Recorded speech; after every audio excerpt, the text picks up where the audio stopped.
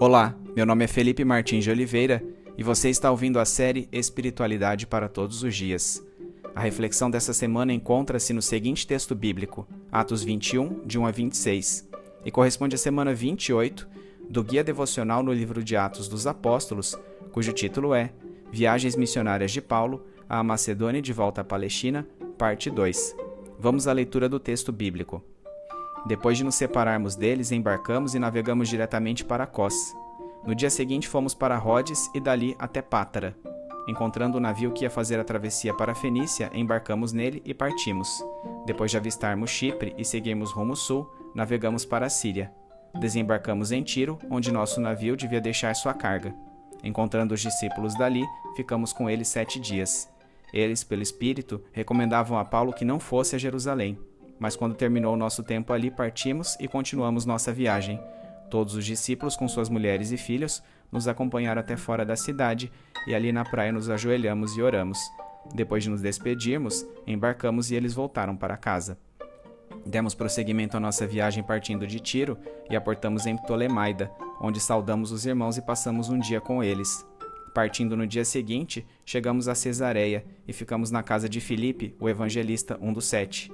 Ele tinha 4 filhas virgens que profetizavam.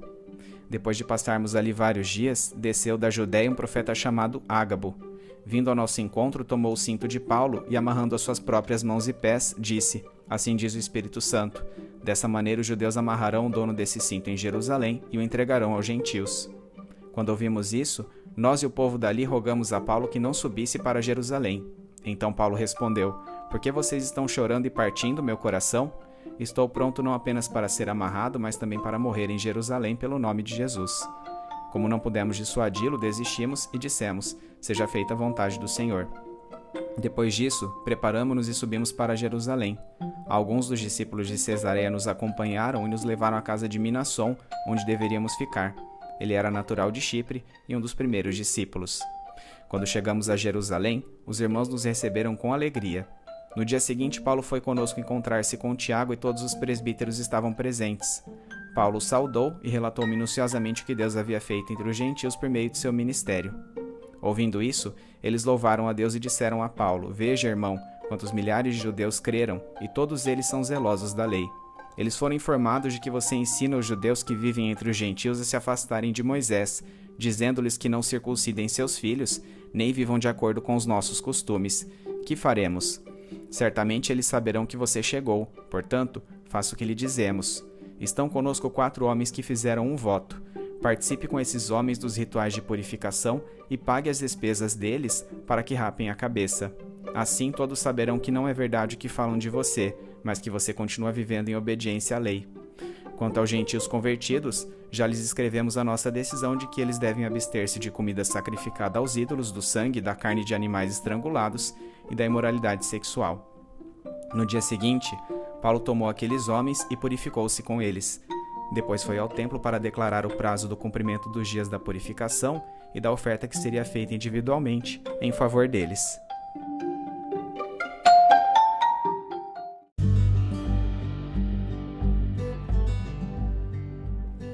Depois de despedir-se dos presbíteros de Éfeso, Paulo, Lucas e outros companheiros de viagem saíram de Mileto para Cós, ilha em que pernoitaram, indo no dia seguinte a Rhodes e Pátara. Ali embarcaram no navio que ia diretamente à Fenícia. Aportaram em Tiro, onde permaneceram com os discípulos por uma semana enquanto o navio era descarregado. O Espírito Santo advertira que Paulo encontraria provações em Jerusalém. Por isso os cristãos de Tiro aconselhavam-no que não fosse até a cidade. Mesmo assim, tendo em vista o seu senso de missão, o apóstolo seguiu viagem, indo de Tiro a Ptolemaida e dali a Cesareia, onde ficou hospedado na casa de Filipe Evangelista, um dos 7 dentre os primeiros diáconos da igreja de Jerusalém. O significado deste encontro não pode passar despercebido. No passado, Paulo iniciara perseguições à igreja cristã que culminaram com a morte de um daqueles 7 diáconos, Estevão. Por causa desta perseguição é que os primeiros cristãos dispersaram-se, disseminando o evangelho por diferentes localidades. Filipe Evangelista foi um desses dispersos, tendo inicialmente atuado em Samaria, na pregação ao etíope e então estabelecendo-se em Cesareia. Sua obra concentrara-se naquela localidade por 20 anos e ali iniciou uma família, com 4 filhas que eram profetisas. Agora, portanto, ex-perseguidor e ex-foragido encontravam-se pacificamente numa mesma casa, como irmãos de fé. E aquela certamente deve ter sido uma excelente ocasião para Lucas coletar material dos fatos concernentes tanto ao surgimento da igreja, isto é, aqueles que antecedem o capítulo 16 de Atos, quanto à vida e obra do próprio Jesus Cristo, os quais relatou em sua narrativa do Evangelho. Enquanto estavam com eles em Cesareia, o profeta judeu Ágabo corroborou por meio de vívido simbolismo os sofrimentos que aguardavam o apóstolo Paulo em Jerusalém. Ouvindo isso, os cristãos de Cesareia e os companheiros de viagem de Paulo lhe rogaram uma vez mais que não fosse até a cidade. Mas Paulo reiterou sua prontidão a morrer por causa do nome de Jesus, e seus interlocutores deixaram de contrariá-lo. Todos então foram a Jerusalém, onde ficaram hospedados na casa de Minasson, homem natural da ilha de Chipre, convertido nos primórdios da igreja. Em Jerusalém, eles foram recebidos com alegria pelos irmãos de fé. Ao mesmo tempo, contudo, havia grande animosidade do povo para com Paulo por causa de sua missão preferencialmente gentílica, bem como por sua não adesão estrita aos costumes do judaísmo. Por este motivo, é que foi arranjada uma reunião privativa entre Paulo e seus companheiros de viagem com Tiago e os presbíteros da igreja em Jerusalém. Nesta reunião, Paulo discorreu acerca dos resultados de seu ministério entre os gentios, possivelmente os fatos relatados a partir de Atos 16, já que os eventos transcorridos em sua primeira viagem missionária já eram de conhecimento daquela cúpula eclesiástica. Foi provavelmente nesta mesma ocasião que lhes depositou as ofertas arrecadadas para os pobres da Judéia, fato mencionado apenas em Atos 24:17, como demonstração da veracidade do que dissertava, na medida em que era possível comprovar a generosidade dos gentios convertidos por meio de seu ministério. A entrega desta soma por Paulo também evocou a liderança israelita que ele seguia as prescrições do Concílio de Jerusalém, às quais o próprio Tiago anuíra, não somente neste quesito, mas também em relação à não imposição de valores culturais judaicos a ex-pagãos. Tiago e os presbíteros de Jerusalém glorificaram a Deus por sua obra entre os gentios por intermédio de Paulo, aproveitando para contar-lhe acerca dos inúmeros convertidos ao cristianismo dentre os judeus, que apesar disso ainda se mantinham zelosos da lei.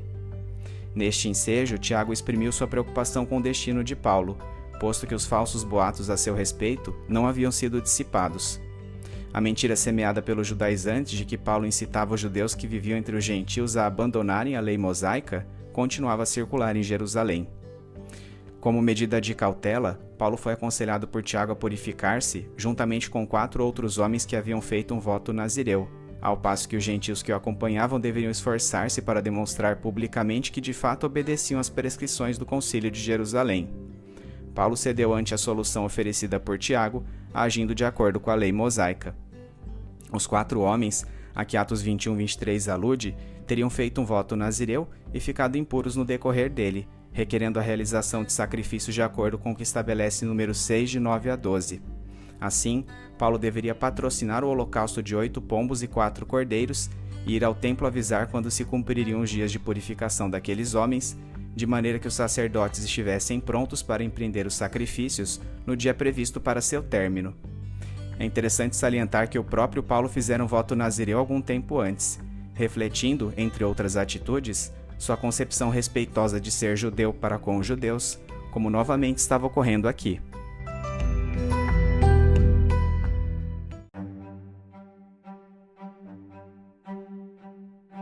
Aplicação prática. O texto lido relata as circunstâncias da viagem do apóstolo Paulo a Jerusalém, onde seria preso e julgado em instância judaica e romana. O leitor sente-se um tanto desapontado pelo aparente fracasso da entrega dos víveres coletados entre as igrejas gregas para suprimento dos necessitados da Judéia, que, embora permeando grande parte da narrativa de Lucas, nem sequer é por ele citada até o final do livro de Atos, visto que agora o destino do grande apóstolo dos gentios é que está em primeiro plano.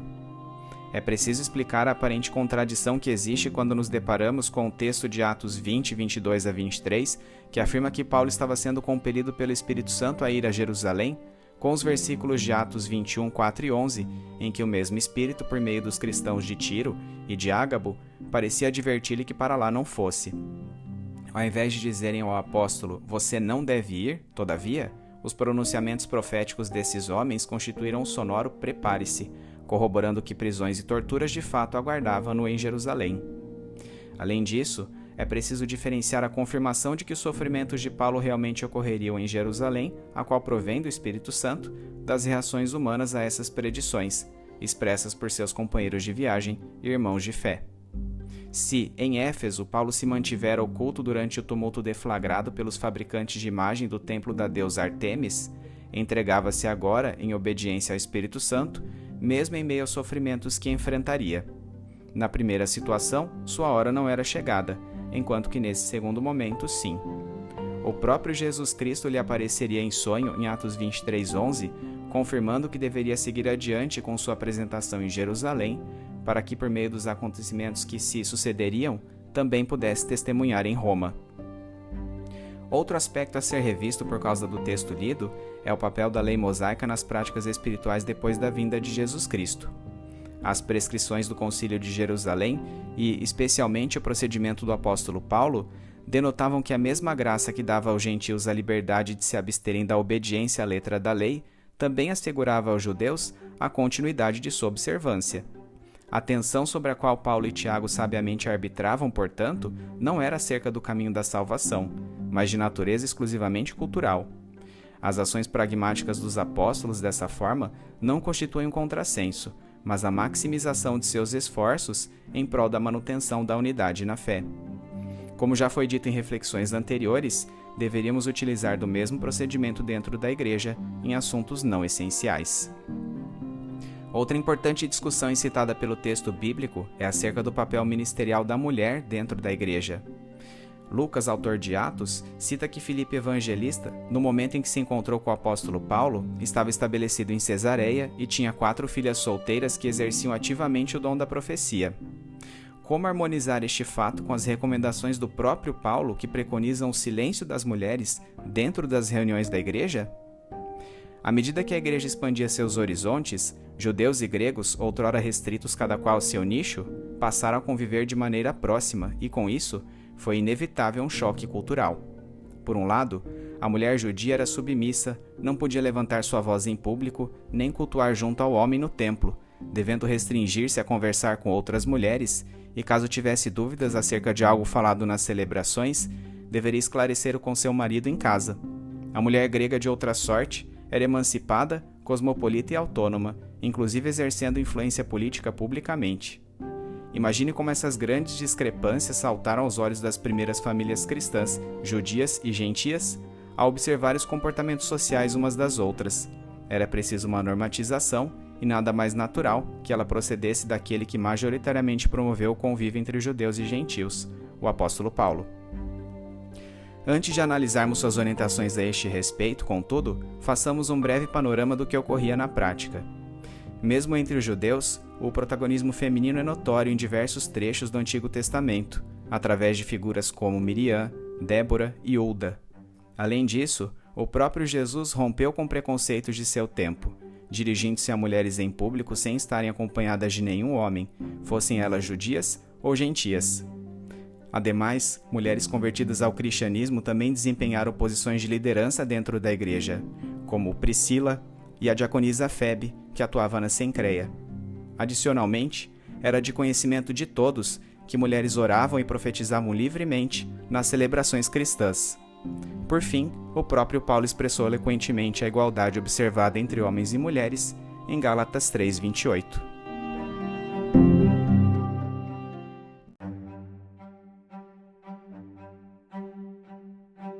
Sendo assim, qual a validade das proibições concernentes à projeção pública das mulheres, expressas por Paulo em 1 Coríntios 14, 34-35?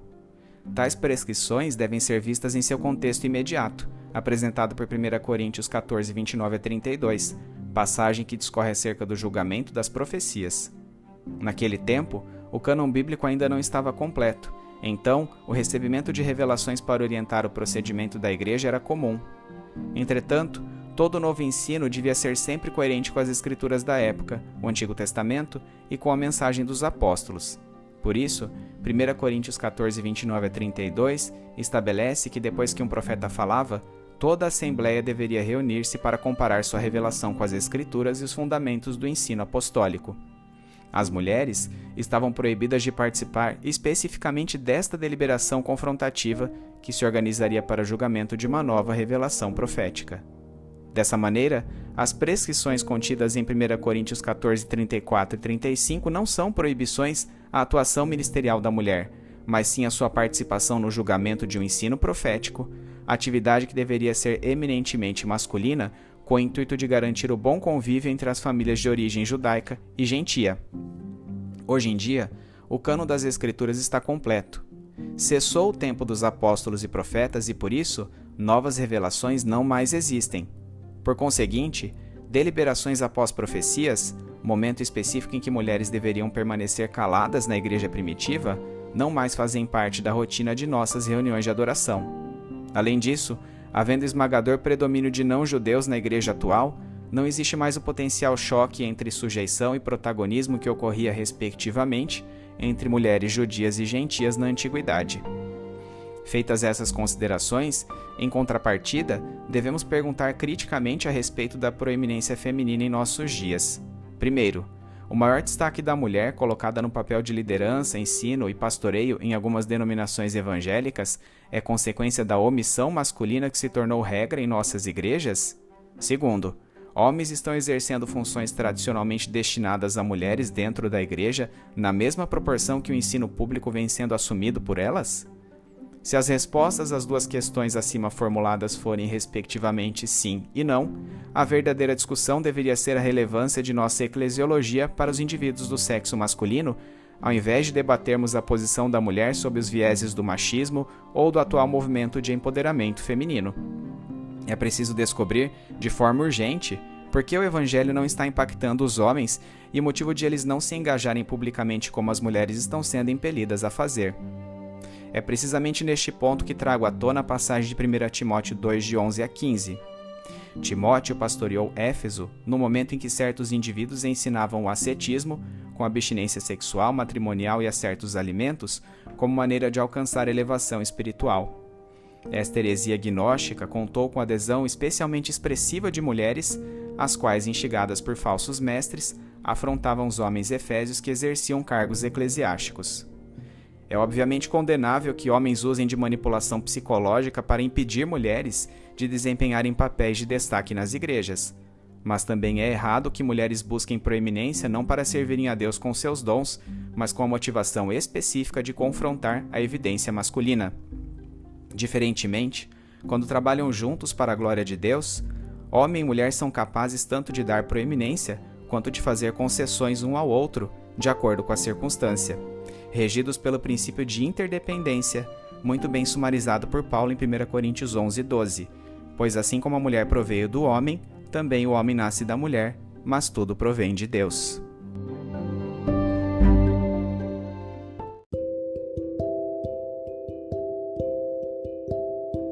Trazendo da mente para o coração. É Filipe, o famoso evangelista, prodigioso em sinais realizados em Samaria, na estrada entre Gaza e Jerusalém e em Cesareia. Seus feitos são de conhecimento comum desde que a igreja começou a ser dispersa pela perseguição. Uma perseguição que eu mesmo iniciei.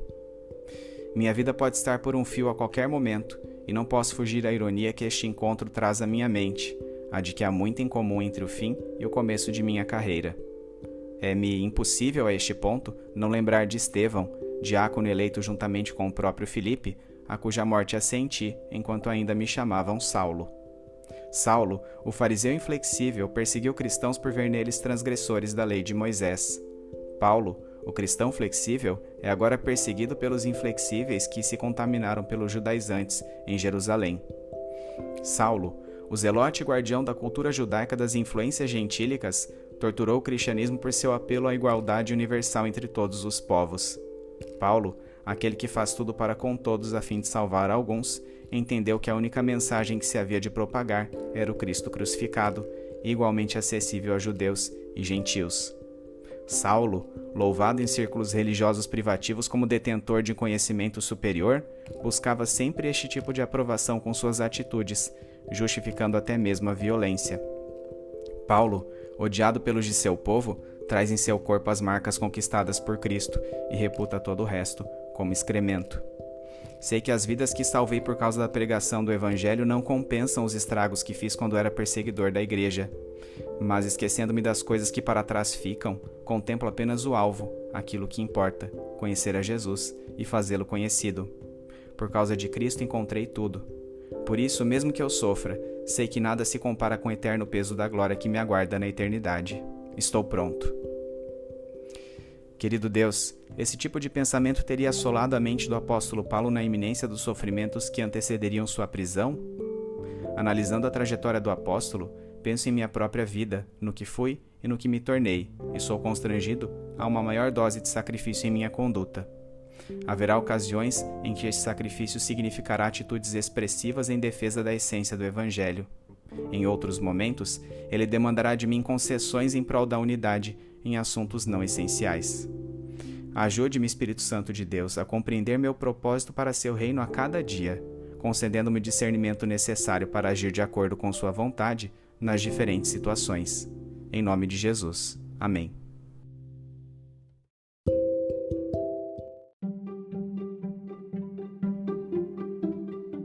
Medite mais sobre este texto ao longo da semana. Domingo, leia o texto de Atos 21, de 1 a 26, bem como os comentários sobre ele. Segunda-feira, relembre os fatos que você acabou de ler em Atos 21, de 1 a 26. Terça-feira, como conciliar as orientações fornecidas pelo Espírito Santo de Deus a Paulo em Atos 20, de 22 a 23, com aquelas concedidas aos cristãos de Tiro e ao profeta Ágabo em Atos 21, 4 e 11? Quarta-feira, o que a Bíblia diz acerca da atuação ministerial das mulheres na igreja? Quinta-feira, como explicar a resolução tomada por Tiago, líder da igreja em Jerusalém, para dissipar os boatos veiculados pelos judaizantes a respeito do apóstolo Paulo? Sexta-feira, você tem sido instrumento de propagação da essência do Evangelho e da luta em prol da unidade na fé que releva as particularidades socioculturais alheias? Sábado, quais as implicações práticas do texto de Atos 21, de 1 a 26 para a sua vida?